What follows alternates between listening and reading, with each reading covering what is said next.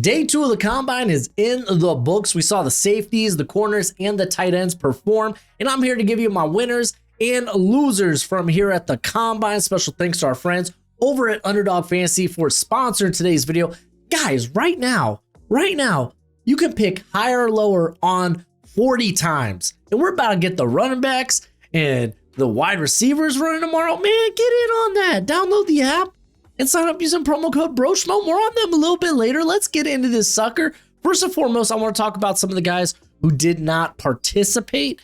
Starting with Travis Hunter. Quite frankly, probably didn't need to. He can go do it in the comfort of Boulder, Colorado. Is what it is. I don't know if he performs tomorrow. I doubt it, but I guess we'll see. I didn't catch any of his interviews. The only interviews I caught with Travis Hunter was just like, hey, I play both ways. I'm so cool. And yeah, you are pretty cool. You are pretty cool.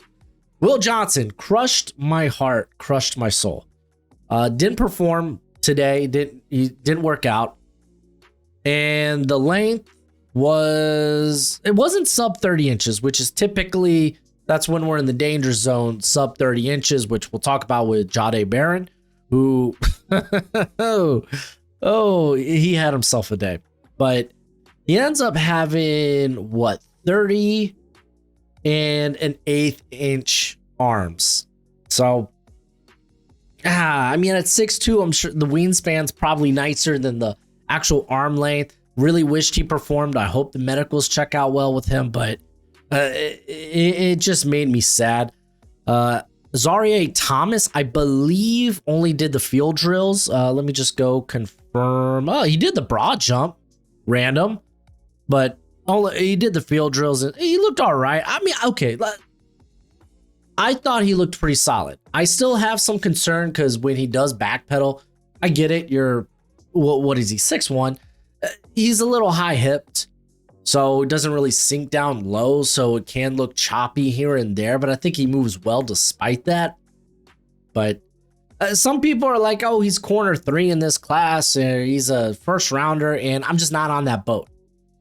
Jahdae Barron, he did have sub 30-inch arms, but he made you forget about it with his 40 time. We'll get to that. You got, I think it's Savone Revel, still coming back from the ACL. Doubt we're going to get a workout from him late April. Really wish he would have blown this thing up if he was here. Anyone else of note? Benjamin Morrison, coming back from the hip. He did not participate in the combine here. I think he came in with, he came in with 30-inch arms, 30 and 3/8 of an inch arms. So solid. He hits the threshold. But outside of that, like Tommy Hill, I don't think performed today, which okay, cool. But let's go ahead and get to the actual workouts here. Let's go to live results. Take a look at these 40s because Maxwell Harrison, he feasted. He feasted. He came in with 31.5-inch arms. He came in a little bit bigger as well than he was at the Senior Bowl. Senior Bowl, he was at like 179. Here he was at 183. Then he ran a 4.28. Freaking phenomenal, man. Speed. He blew it up. Like, he crushed all the drills. He had himself a day. If you didn't have him as a top 50 prospect, I guess you laid on him. I get it. Like, some people are concerned with the tackling, and I think there's some reason to be concerned, but because it's not like even prior to the shoulder injury, he was like the most prolific tackler at the corner position, but he's a difference maker. He just makes plays. Darren Porter, I'm not going to overreact. He had a phenomenal day as well. Ran a 4.340. We kind of expected it. This guy's a former track athlete. I knew he was going to blow it up. He was kind of in that top 50 range for me coming into it. I'm not going to bump him up significantly just because he performed well. Caleb Ransaw, have yourself a day. I got him as a slot corner. This past season, he played... he played primarily in the slot the year prior. Primarily in the slot. He's a slot player, but got some good heft to him at 5'11", 197. Ran well, tested well. We'll get to like the vert and the broad. probably puts him more closer to that like 4th, 5th than where I originally had him at like 5th and 6th. Jacob Parrish had a pretty solid day as well. Another guy that I'm kind of like, he played primarily on the outside this past season, but I kind of feel like he's more of a slot player, or that's where he's probably best suited, is in the slot. I don't know. We'll find out. Gojo pounding at the door. Let me go ahead and let him in before he busts it down. Before we get back to more top performers, let me give a shout out to our friends over at Underdog Fantasy. If you download the app and sign up using the promo code Broshmo, they will match your first deposit up to $1,000 reduced. Guys, they have higher or lower on 40 times right now. We got the wide receivers, we got the running backs all participating tomorrow. So if you want to get in on that action, then go ahead and download Underdog Fantasy. Use that promo code Broshmo. Get a wonderful offer. And a wonderful thing about Underdog Fantasy is they got promos each and every day, and it's not just football. I say it a lot. They also got esports on there. That's just wild. That's crazy. But as always, play responsibly. Play within your means. Gojo wants to hear all these 40 times. Here, let me go to corner specific. You got Zoff Frazier. Because now we're going to get into the guys that, oh man, I'm going to have to go watch the tape on them. Didn't get to them before the combine. I tried. I'm sorry. But he definitely made the list. He's got some ball skills to him. Like I was going back looking at his analytics for UTSA. And I mean, he's got great size at 6'3", 189. Over 33-inch arms. Love to see it. He had 6 interceptions this past year. Also 6 pass breakups. I'm going to go back, watch the UTSA tape. I'm going to go back. Jahdae Barron. Listen, straight up. This is corner 2. Like Will Johnson not participating really sucked. I hope everything's good with the medicals. I'm not dropping him. Well, I'm going to take him out. I'll probably take him out of my top 5. I'll probably wait on that until the pro day. Michigan's pro day is March 21st. But I don't think I can keep him ahead of Jahdae Barron, who's coming off of being the Jim Thorpe Award. We know he can play in the slot. He could play in the box, honestly. And played on the outside in the SEC. I said the biggest questions for him were length and speed. Length, sub 30 inches. I had a feeling. I hope he doesn't run poorly. 4.39. Oh, run poorly? Never heard of her. Robert Longer Beam out of Rutgers. Haven't got to his tape. He ran fast. He had a relatively solid day as well. Did good in the broad. Justin Wally out of Minnesota. He's a pretty solid press corner. I watched his tape just earlier this week in preparation. He was a guy I've been meaning to get to basically since the season ended. But he ran well. My boy Mac McWilliams, probably a slot. Kind of like him best as a slot. He ran pretty well today. Trey Amos, for me, it's nice seeing him in this like 4.43. I was scared he was going to put up like a 4.5. And I don't know if I could keep him in the top 50 in good faith if he ran a 4.5. 4.43, way more comfortable, man. Way more comfortable with that. I mean, in all honesty, this corner class ran really well. Like for I guess just for transparency, anyone if you're running like 4.45 to 4.55, you're probably feeling good about those guys. Anything lower than a 4.58, it's kind of like, okay, you're kind of slow. Hopefully you got some length to you to stick there on the outside. If not, you probably get kicked into the slot. That's just kind of how it goes. And no one ran under that except for Mello Dotson, which I don't think he was that fast anyway. Coming in, he wasn't a guy I was particularly high on. I had him in that fifth, sixth round area. But like for correlation, like what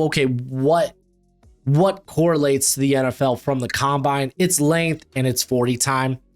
You could sprinkle in the broad jump and the 3 cone, as well. But the biggest the biggest things that like kind of determine success in the NFL is typically your 40 time and arm length. That's why everyone's like looks at that so much. But let's just go ahead and jump to broad, since again that's what correlates. In that second tier of okay, what correlates? They don't have the 3 cone times in yet. We're back to the old days where we wouldn't get these times till midnight. Freaking love it. They had them so early yesterday too. You like the NFL draft. Matter of fact, you love the NFL draft, which means you're going to love my draft guide. If you want to know every player your team drafts or even signs as an undrafted free agent, then this is for you. My draft guide updates every day, and you'll be able to see those updates in real time as I add new evals and player backgrounds. It'll have analytics from this year and last year. It'll have the pro day and combine numbers. It'll even have my notes from the senior and Shrine Bowl. It's a one-time purchase of $30 via PayPal, Venmo, or the Cash App. You can check out the pinned comment or the description if you want to follow those links. And when you do purchase it, please be sure to include your email because it is a Google spreadsheet. So I'm going to require your email. Don't make me hunt it down because I will hunt you down.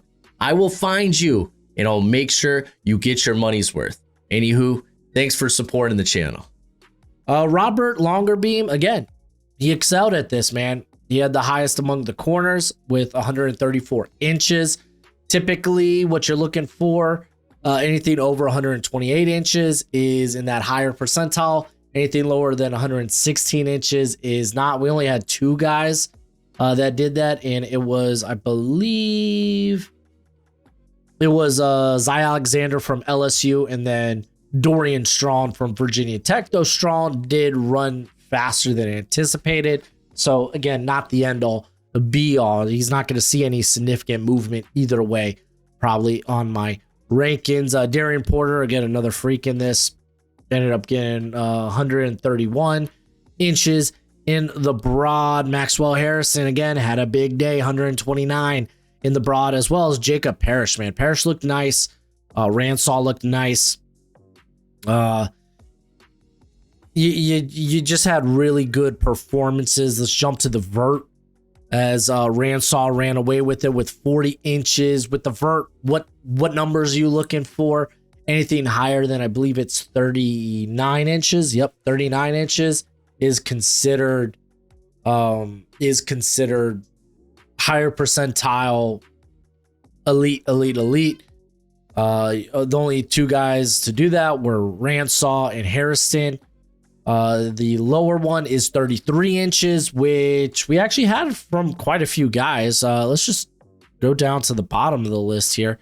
I legit think, and I love Jabbar Muhammad. I love him. I moved him earlier after seeing the measurements, which I kind of assumed he was going to have shorter measurements. Figured he'd probably end up being more of a slot player, but also didn't test particularly well today. Was it only the vert for him? Yeah, he only did the vert, and I don't know why you come out and do the vert and be the worst at it. If that's the only thing you're going to do, it gives me legit concerns. We could be talking about in like undrafted territory. He was one of my favorite guys last season when he was at Washington. So I'm a little sad. I still love the stank he plays with, but probably someone that probably ends up being a priority UDFA or maybe a late round pick. You got Bill Hall Cone out of Western Michigan. It was kind of weird because like he actually tested relatively well today. 4.4 340, 124 inches in the broad, which is a solid number. Just didn't test well in the vert, so it's kind of like, okay, this might be something you just throw away. Zy Alexander, if you didn't know, like I figured he wasn't going to test particularly well. Speed's not his game. He's a technician. That's how he plays press, so maybe more of a press zone guy. That might be in his future. But yeah, man, the corners I thought had a relatively solid day. I figured Harrison was going to explode. We had a pleasant surprise in Ransaw, but probably the guys now that I didn't get to that I'm like, okay, I'm going to run to the tape after the combine's done. It's going to be Robert Longerbeam out of Rutgers, and it's going to be Zaw Frazier out of UTSA. Those are the two guys I'm really eager to go watch after this. But let's go ahead. Let's jump to this safety group. Let's first go over maybe those who didn't participate, which the list actually isn't particularly long. Xavier Watts, he didn't participate, which I guess you could kind of give benefit of the doubt, right? Because, well, his season ended all of mid to late January. So him choosing to run it as senior or his pro day, it doesn't surprise me any. We'll get to Nick Emanuari. Kevin Winston, I don't know if he's still recovering from that partially torn ACL. Hopefully we could see him perform his pro day, because I legitimately think he would have would have contended with safety one after the way Emanuari performed. Safety two, because Winston's nice, man. You go back to his film, he's pretty nice. Outside of that, I think he had a lot of people perform. Actually, Malachi Moore didn't perform today, which made me a little sad. He's going to perform in Alabama's pro day. Malik Verdon did not participate either, or at least didn't do the workouts, which I'm like, this should have been his thing, right? This should have been his thing, because he came in not to the degree that Nick Emanuari did, being a physical freak, but okay, you got some interesting measurements yourself. I want to see the testing. And he just didn't do it today, so it kind of made me sad. But I guess we should just go ahead and talk about the biggest winner being Nick Emanuari. I'll get to Marquise Single out of Kansas State. I don't know. I kind of feel like he's more of a slot player in the NFL, but I'm glad to see that he tested well. Like, I'll give you a quick run. Actually, I don't think I've I only have sparse notes. I don't have a full evaluation of him yet. But I mean, here, I'll pull up the notes from some of the games I watched him in. All right. So, right here. Plays fast, runs fast, bites on the occasional double move. Don't trust him in the box. I mean, this tackle rate, I guess, is a little high with him, of course. But, yeah. I don't know. I'll get to his tape after, because he ran pretty well. But Nick Emanuari blew this sucker up. Like, blew it up. He came in 6'3", 220, 32.5-inch arms. And then he runs a 4.38. I'm sorry. It didn't stop there. Because he was the only safety whose 10-yard split was sub 149. He ends up jumping 43 inches in the vert. He is apparently the only 200-plus player to do that in combine history. He's a freak. He's your safety one. Which is wild to say, because it's not like Malachi Starks had a bad day, because he didn't. I thought he was very fluid on the field drills, and I thought honestly he had a relatively solid day. Like, he came in, he ran like a 4.5, but his 10-yard split was 151, which, okay, cool. I love that when you break downhill, you can cover that ground really, really fast. 33 inches in the vert is solid enough. Like, it's on that lower to mid range, but again, some people just don't jump well.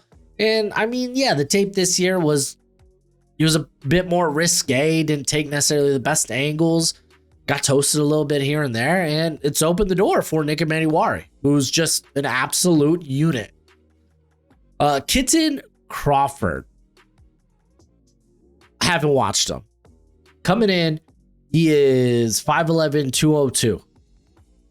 He ran well. He jumped well.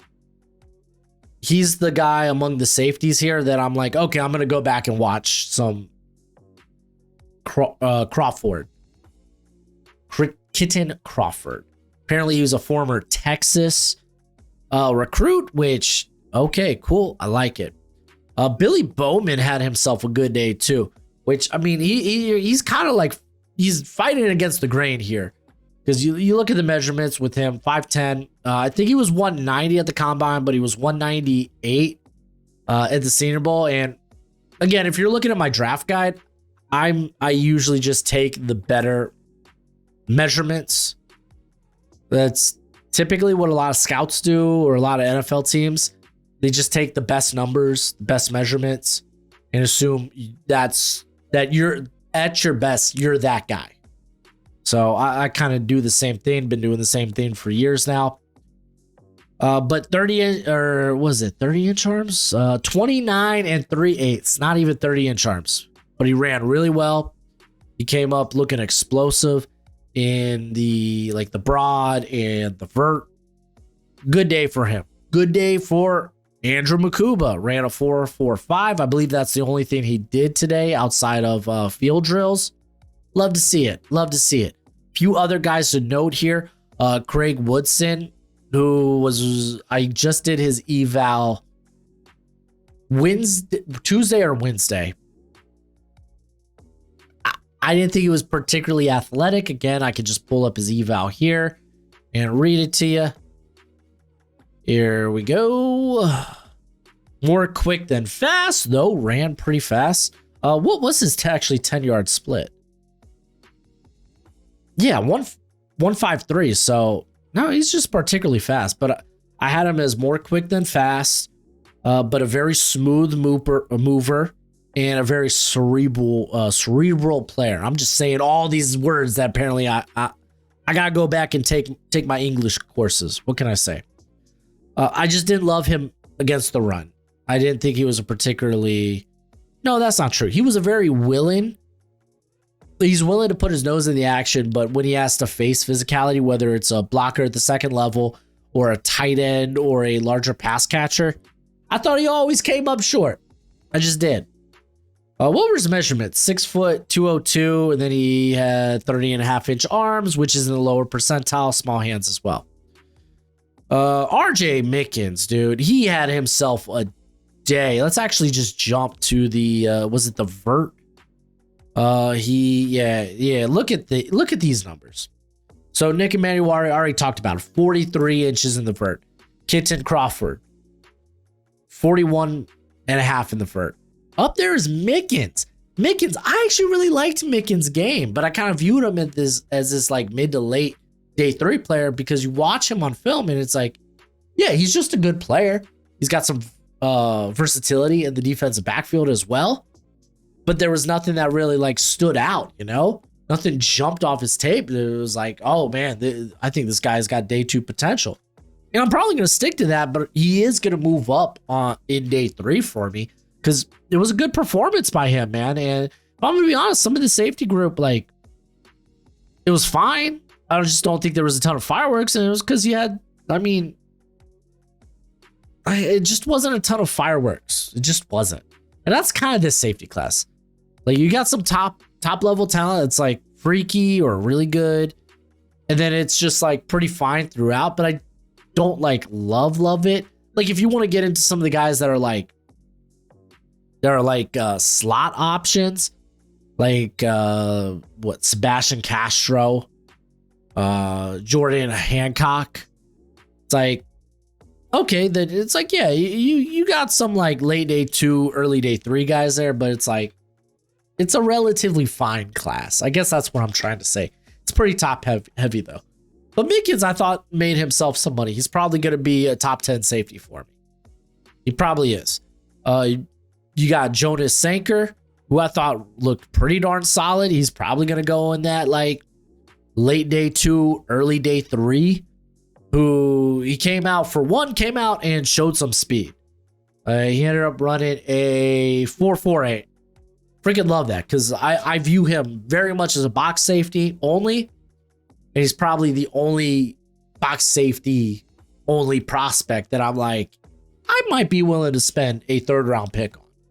Because typically for me, it's like, okay, if you're a really good box safety, but that's the only role I can really see you in, you're like a 5th round guy for me.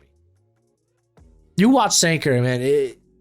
He just plays hella good, man. He's a guy who you watch his tape and it's easy to love.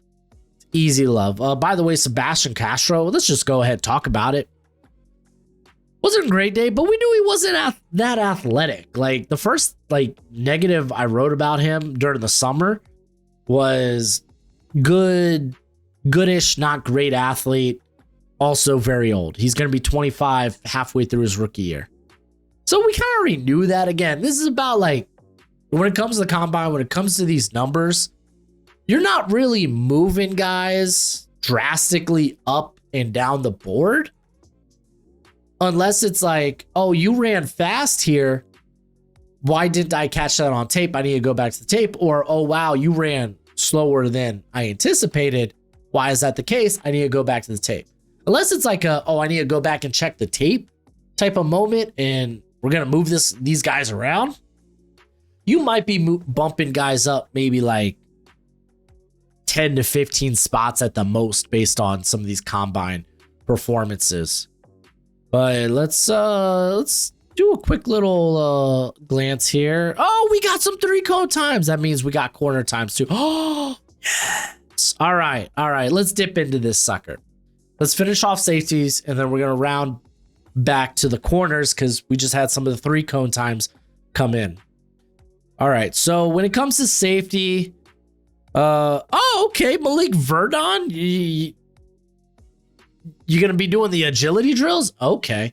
All right. So when it comes to the 3-cone, typical numbers you're looking for, anything that's a sub 6, 7, 8, freaking phenomenal. You love the agility. Anything lower than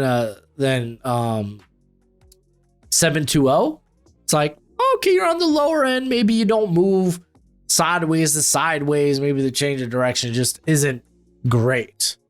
Unfortunately, Malachi Starks finds himself in that sub, or at least in that 7.2 or higher. He's at 7.26. Kitten, man, another impressive performance. So Hunter Wohler. There we go. He's another guy that's just a really good box safety, and it's oh, you can maybe do more than that. But no, he's really good around the line of scrimmage. I don't want him anywhere else. Let's take a look at the shuttle. Shuttle, typically the times you are looking for, dang it, dude, Malachi Starks is at the bottom of this list too. Shuttle, you're looking for anything lower than a 4.03 or 06 is in that lead end. Anything lower than 4.36, you're on the lower end of the percentile. Malachi Starks, 4.45. Don't love it. But Kitten Crawford, I'm legit. Legitimately, he's making that list to guys I'm gonna go back and watch the tape of. That's ultimately what the combine ends up for me. It's okay, I didn't get a chance to get to some of these guys. What guys are going to stick out? And Crawford's one of those guys I'm going to end up watching. Let's jump to the corners. Let's jump to these shuttles for the corners because we only got a handful. Only 4 guys. So when it comes to times for the corners, which again, this is kind of a measurement. I didn't talk about my correlations for safeties, but typically it's your movement skills. So those agility drills, the 40, and then your wingspan / arm length. All right, let's jump to these agility drills for the corners, and then we'll talk tight ends. Typically for these shuttles, you're looking for anything under a 4.02 for the elite end. Look at that, Darian Porter right up there. If you are running anything higher than 4.32, then you're at the lower percentile. None of those guys did. Fun fact, if you didn't know, now you know. The safety class is fast and it moves well. Let's take a look at the 3-cone, where we only had 3 guys do the 3-cone. And with the 3-cone, the number you're looking for is if you are sub 6.75, elite percentile, Darren Porter. I don't know if I mentioned this. He used to run track. Yeah, and you can tell. No one ran lower than a 7.13. No one really even got close to that. So cool. Love to see it. Let's go ahead. Let's get to these tight ends. Let's talk about the guys who did not show up. and just general notes. Because, like, this tight end class has got shorter arms than I anticipated. Like, Tyler Warren, sub 32-inch arms. I was just kind of like, what? Word? For real? I didn't feel that. For a 6'6 player, I didn't feel that. Coles, he didn't perform this week either. He's going to wait till his pro day. Colson Loveland's not going to perform at all. He got shoulder surgery after the season. He'll be ready by training camp, which that sucks. Does that open the door for someone to usurp him as tight end 2? I don't think so, because like you already know what you got in Colson Loveland. He was probably going to test out really well. Kind of is what it is. Mason Taylor, so shockingly, did not test today. Kind of thought he might, but nope. Ended up not being the case. And outside of that, I think everyone tested for the most part. We'll talk about Gunnar Helm because I got some opinions about that, I suppose. Elijah Royale, though, he did not test out either. Let's jump to these 40 times. Does that mean we got 3 cone for the tight ends? We do. Heck yes. Let's go. All right. Your biggest winner of the day was Terrence Ferguson. It just was. He ran well. He tested well. We kind of knew he was a pretty solid athlete anyway. Kind of the theme, the wrinkles in his game is his hands are super inconsistent, but he always comes up with the big catches at the big moments. And he's a move blocker. He's someone that, like, in line, you're not in love with. You're just not. But he's got good receiving upside. Ran really well. Love to see it. Ran a 4.63. Typically, it's like you want guys that are running sub 4.7s if you're looking for like an elite player at the position potentially. I know that there's some exceptions out there like Gronk. But typically, you're not drafted, at least early, based on the exceptions. You're just not. Typically, the time for the no tight end here hit like that upper percentile. That upper percentile would be a 4.62. Ferguson got close. Love to see it. If you ran slower than a 4.92, again, kind of a large margin here, just because you have a variety of different tight ends. It's not just like you have to run fast. Like you have your blocking tight ends. You got your guys that are in between. You got your receiving tight ends, so on and so forth. When it came to Joshua Simon, I gotta watch. Another guy that I marked down like, okay, I want to go back and watch his tape. He came in at 6'4", 241. I don't particularly remember him standing out in the Shrine. Give me a second. Sorry about that. I heard my wife pouring the dog food and I forgot. Oh crap, I already fed the dogs. But yeah, dude, Simon, I don't really remember him sticking out too much at the Shrine. It was more of that, like, not so much where it's like, okay, I haven't watched this guy. Maybe I should go back and watch him. But like, dude, he has huge hands, 10.25-inch hands, 34-inch arms. It's great length in this class. And then he runs a 4.65. He did exceptionally well in the explosive drills, the vertical and the broad. Yeah, he's the tight end of the bunch that I'm like, oh, I'm going to go back and watch this film. CJ Dupree, it was nice to see him run well because he's just been really utilized as a blocking tight end at Alabama. Not really a part of the focal point of the passing game, which I remember at Maryland, he was a pretty darn good receiving tight end. So I was like, why don't they get him more involved? Thomas Fadone is someone who continues to intrigue me. Now, 4.7, again, it's kind of like, okay, like you're not in this elite realm, but he tested out relatively well. He dealt with injuries early in his career. And again, not a big focal point of the Nebraska offense over the last 2 seasons, but he's been sure-handed. I thought he stuck out enough at the Senior Bowl. So like probably a guy that's moving up. Harold Fannin is probably the other name people want to talk about. Like I thought this is how fast he looks on tape. It's just is. Like wasn't blown. Like he's not the shiftiest mover.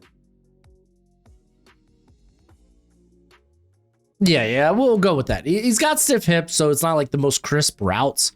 but he's tough to bring down after the catch. He's pretty sure-handed. I was kind of psyched that he was up to like 241. That's kind of the plus I'm taking away from the week. My boy Jalen Conyers had a good day. Love to see it. Ran a 4.74.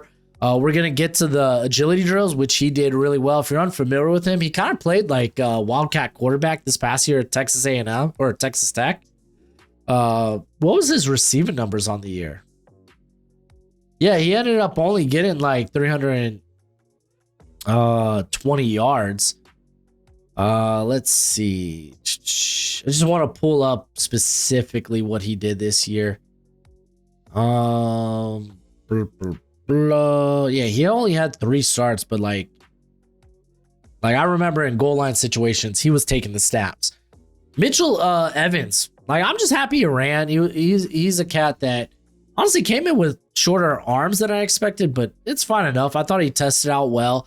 Again, someone who wasn't going to blow you away with his athleticism, but he does a good job at being a solid like security blanket. Jackson Hawes, the Georgia Tech tight end, very much a blocking tight end, but I thought he ran relatively well. He did pretty solid in the explosive drills, 34.5-inch on the vert and then 121 inches in the broad. But the elephant in the room is Gunnar Helm. So he ran like a 4.9 initially, where he got out of that and I thought he got hurt. And he might have got hurt because he comes back and he runs a 4.84. And maybe he did get hurt because prior to this, or maybe he got hurt during the explosive drills because he had the worst vert in the whole group. He looks faster on film. I'm willing to say that. I don't think he's this 4.84 guy. I just don't believe that. I am curious to hear if he got hurt at all. But if this is going to be his testing, he's not a day 2 guy. You just can't take him in day 2. You could bet on the tape early day 3, like 4th round. I think you can. But you just can't take this guy a 4.84. You just can't. That's kind of where I'm at on it. Let's jump to the vert. Again, I said he had the 30 inches in the vert, so I'm kind of curious if something, if he hurt himself there and whatnot, or if like again, I'm out here looking to see if there's been an injury. Your 2 big guys here, it was Ferguson and it was Joshua Simon. Very solid days. Jalen Conyers was up there with Fedone. Again, those were the next 2 guys that really stuck out for me today. But I've been a big believer, even going back to Arizona State. Again, if you've been with me on the channel, you know I've been a big Jalen Conyers guy. He had like 18 forced missed tackles back in like 2022 or something. It was something ridiculous. And then I believe he was he banged up last season? He wasn't that productive his final year at Arizona State. He just wasn't. Let's go ahead. Let's go ahead and jump to these agility drills. And let's talk about what we're looking for first and foremost. When it comes to the 3 cone, you're looking for anything under 7 seconds. You got Harold Fannin Jr. I'm not shocked. Like, with the ball in his hands, he moves pretty darn well. Jalen Conyers, I love to see it. Not the most explosive guy, but golly, he's got some shiftiness to him. Again, go back to 2022 Arizona State. Watch some of his tape. He was a hella fun to watch. He was their primary target, and he was just eating. Fedone being close to that, I like. Look at that. Okay, Helm, 715. That's not a bad number. That's actually a pretty solid number. Funny enough, no one tested in the lower percentile when it came to the 3 cone. So you like to see that. Again, I think there's a good chance that there might be, I would say 5 to 6 starters in this tight end class, like off your right from the rip on your rookie deal. How many of them actually grow into starters? We'll see. But let's take a look at the shuttle. As the number you're looking for here is a 422, which no one actually got under that. Okay, but still, Conyers ends up leading the pack here. Anyone who ran a sub 454, that's on the lower end of the spectrum. Nobody did that. You love to see it. You love to see it. So again, this class kind of finds itself in the middle ground. And I think I'm comfortable. I feel comfortable saying that you don't have the top 3 guys, technically the top 4, depending on where you're at with, I guess, Elijah Arroyo or Mason Taylor. You don't have, let's just call it 4 of the top 5 tight ends in this class performing at the combine. And I think it really showed, okay, that, yeah, no, the rest of this class is pretty solid. Like, you could look at guys like Harold Fannin, Terrence Ferguson, dare I say, like, I think guys like Mitchell Evans or Jalen, maybe not Jalen Conyers. I love Conyers. Okay. Let's say guys like Jalen Conyers, and I'm going to throw Fadone in there, as these are guys that maybe somewhere down the line may not even necessarily be their rookie deal, but end up being like at least starting caliber tight ends. Like they could be a top 32 tight end in the league.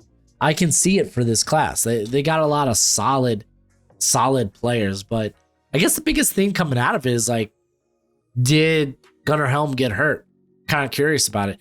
But go ahead, let me know, who are some of your top performers in the tight end class down below, or in this, I guess, the secondary. Tell me about the safeties. Tell me about the corners. Who would you love? Who would you hate? Who are your winners? Who are your losers? We're actually going to be live tomorrow. We're going to be streaming, watching the combine, watching the quarterbacks, watching the receivers, and watching the running backs. I can't wait to see who comes out and runs. But as always, until next time, you be easy, my friends. Later.